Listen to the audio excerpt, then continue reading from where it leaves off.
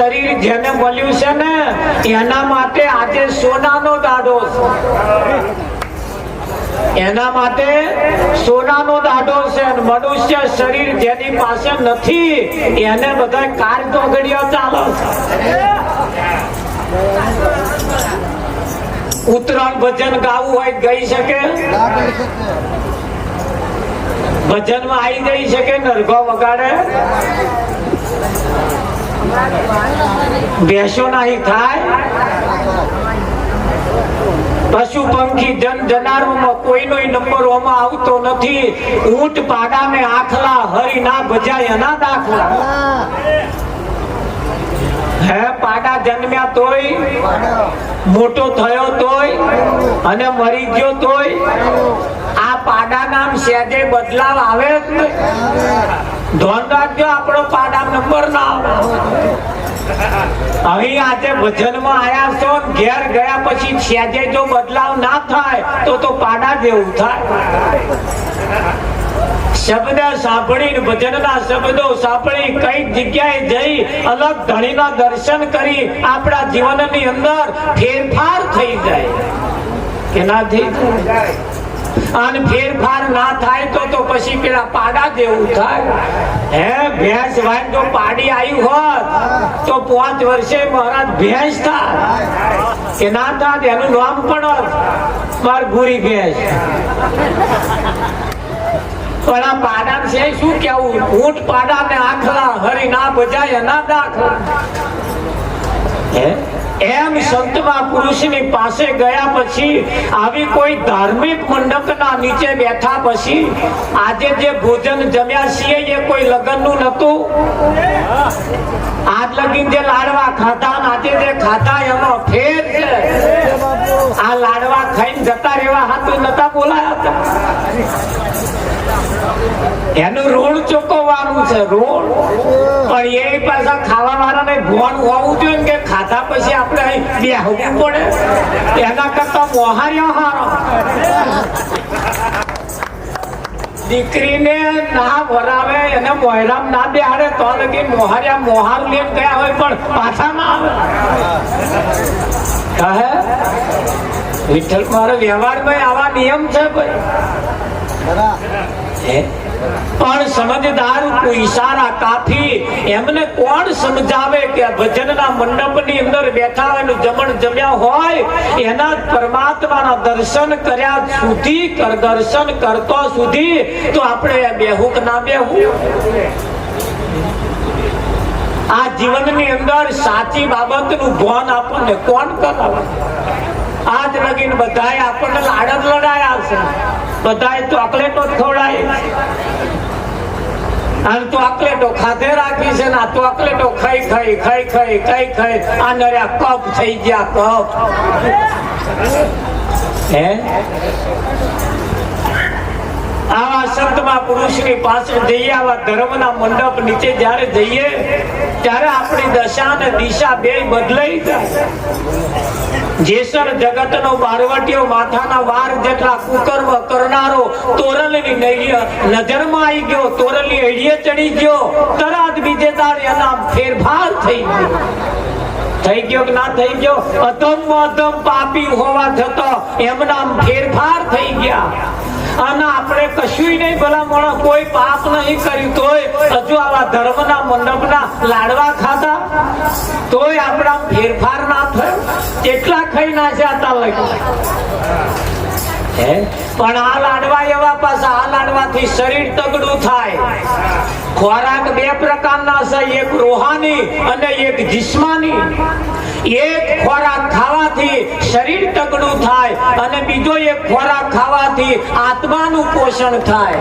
પેલો ખોરાક તો શરીર માટે ખાધો, હવે આત્માનું પોષણ કરવા હવે શરૂઆત થવાની. થાય કે ના થાય? બે પ્રકારના ખોરાક છે, એક રૂહાની અને એક જિસ્માન.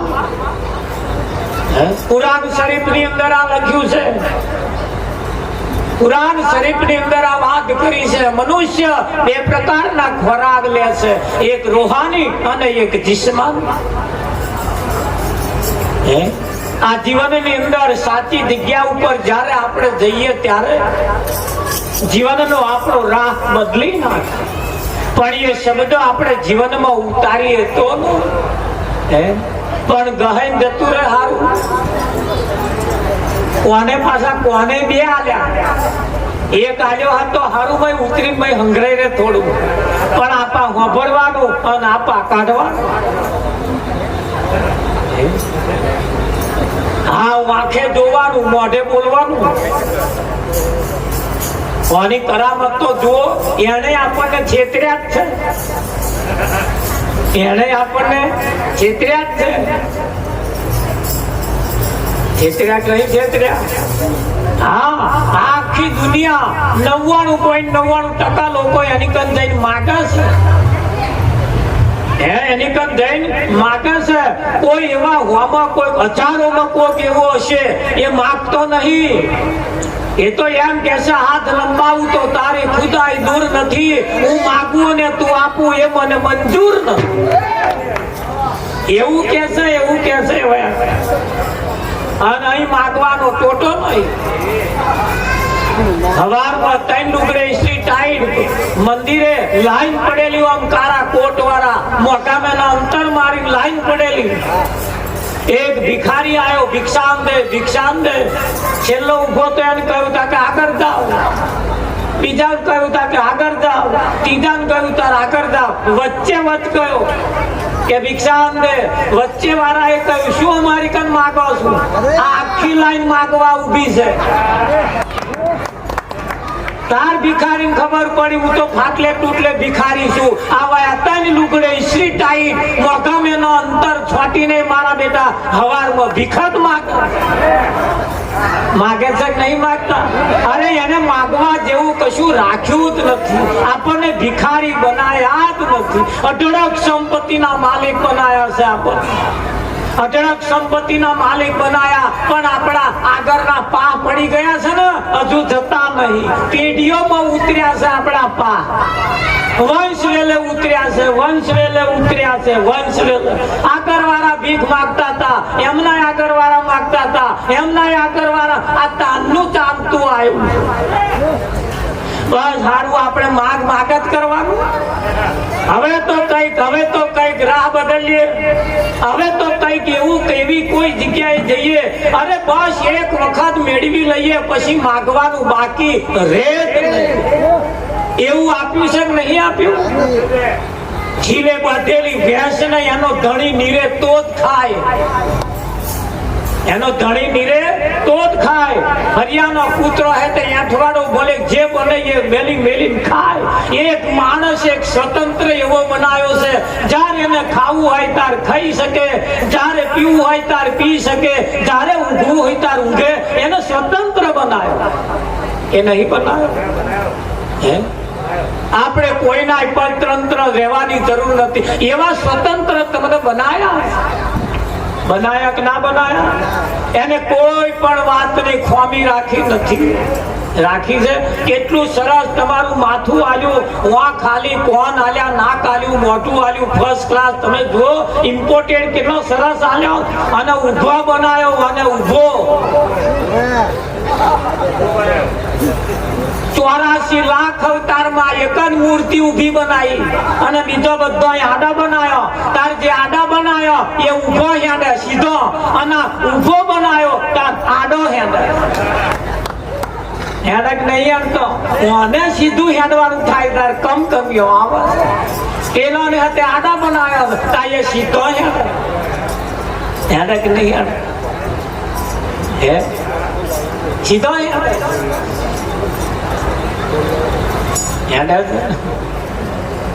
પણ કુદરતની કરામત જુઓ.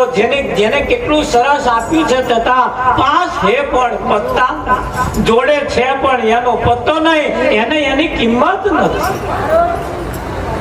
હે 4 ચોર ચોરી કરવા માટે ગયા. નગર શેઠને તો ચોરી કરવા માટે ધાડ પાડી. ભોયરામ બેઠા, ભોયરામ પેલા ભોયરાની અંદર પેઠા તો રૂપિયાના સિક્કા નર્યા. ઓહો હો, આટલું બધું ધન, આટલા બધા રૂપિયા. અમૂલના કોથરા લઈ ગયેલા.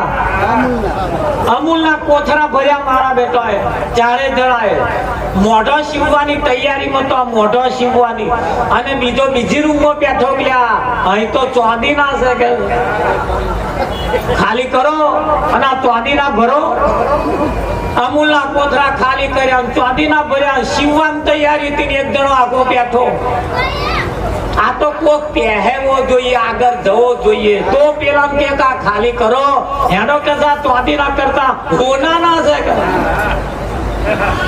કેવા છે હા નગર શેઠે એવા હતા બુદ્ધિશાળી ક્યાં જે કોઈ પહેરે ને પહેલા આવ્યા જ લેત જાય ગંજમાં વેપારીઓ બહુ હોશિયાર હોય ગંજની અંદર વેપારીઓ બહુ હોશિયાર હોય હોજે તારે દુકાન બંધ કરે ને તારે ટોપલા ભરી ભરી ધોણી મેલે ધોણી અને જોડે પાણી પીવાનું મેલે પાણી ધોણી મેલે જોડે મેલે પાણી અને રાતે ઉંડેડા ન્યા કરે તે ધોણી ખાય પાણી પીવે ધોણી ખાય પાણી પીવે ભૂલી જાય શું ખાવા જાય હા મજૂર દરરોજ કંટાળ્યો શેઠ દરરોજ આ ધોણી પાણી મેલી દરરોજ આ શું ધંધા કરે મહિલો સાહેબ કે આ બધું મેલ્યા વગર કે શેઠે કહ્યું તને સમજણ નહીં પડે કે ના કેમ પડે મને સમજણ પાડો કે તો રાતે ઉંડેના ન્યા કરે ત્યાં ધોણી પાણી ખાઈ અહીંથી જ જતા રહે હુકા મેવા મય ખાવા જાય જ નહીં આ દુનિયાએ આપણને આ ધોણી પાણી મેલ્યું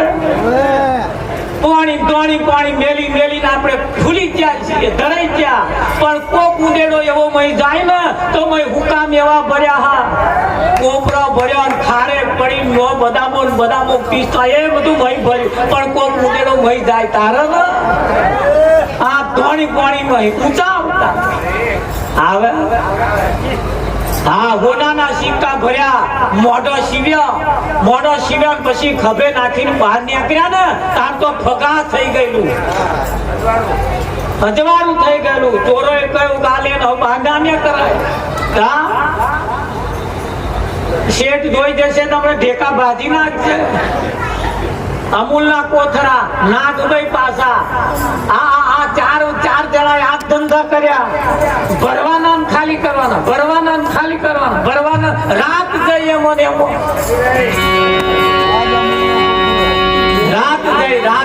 રાત ગઈ કે ના ગઈ પેલા નક્કી તો કરી લો તપાસ કરી લો કે તમારે કયું ભરવું છે આ જોઈએ એવા બાટકી પડ્યા એવું નહીં પેલા જોવો અનુભવ કરો વિચારો પછી ભરો તો કઈ ભલે ખાલી ના કરવા પડે અમૂલના કોથળા એટલે આ શરીરે અમૂલક કિંમતનું છે આનું અનિમય ભરવા જેવું હોય એ ભરાય ના ભરવા જેવું હોય ના ભરાય આ ભરવાને ખાલી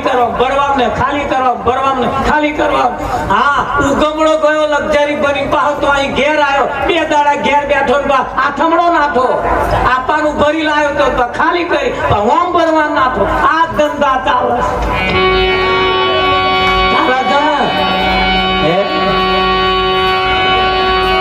તમે જુઓ તો ચેતરી લક્ઝરીઓ દાદાની નહા નાશ મોડ્યું જ છે દર્શન કરવા હતું રાજસ્થાન વાળા ગુજરાત આવે ગુજરાત વાળા રાજસ્થાન જાય 2 જણા વચ્ચે હોટલે ભેગા થાય તો બેઠા ચા પીવે કોકને તો પૂછો કે ભગવાન રાજસ્થાનમાં છે ગુજરાતમાં છે પણ કોઈ પૂછતા જ નહીં બસ ચા નાસ્તો કર્યો નહીં ભાઈ લક્ઝરી પાછા બેઠા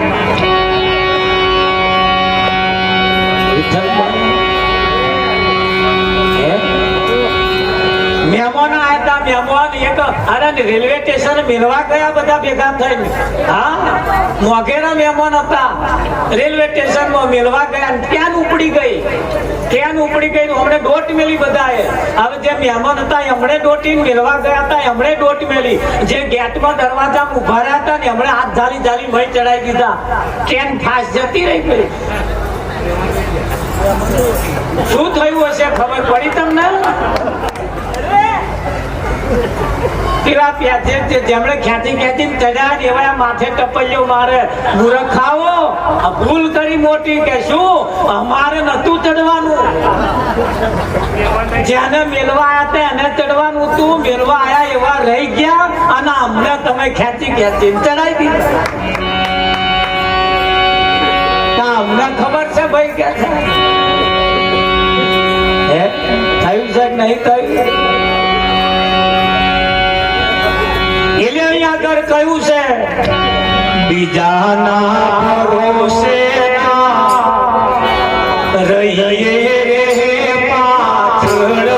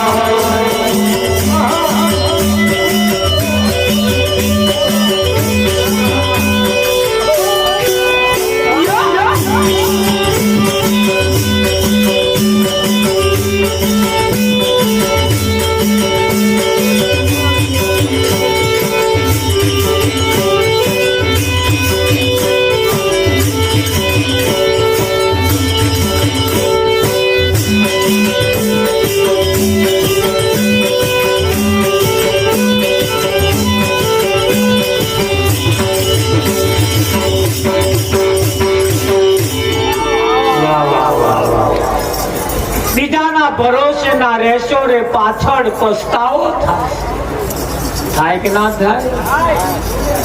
અનુભવ કર્યા પછી મસ્ત વૈરાગી મહારાજ એમ કે છે, શાક માર્કેટમાં ઘણી છે ગીરદી ઝવેરી જોખો. ડુંગળી બટાકા વેચવા વાળા બૂમો પાડી પાડી વેચવી પડે. 20 રૂપિયા કિલો, 20 રૂપિયા કિલો. હોની કોઈ દિવસ બૂમો પાડતો નથી.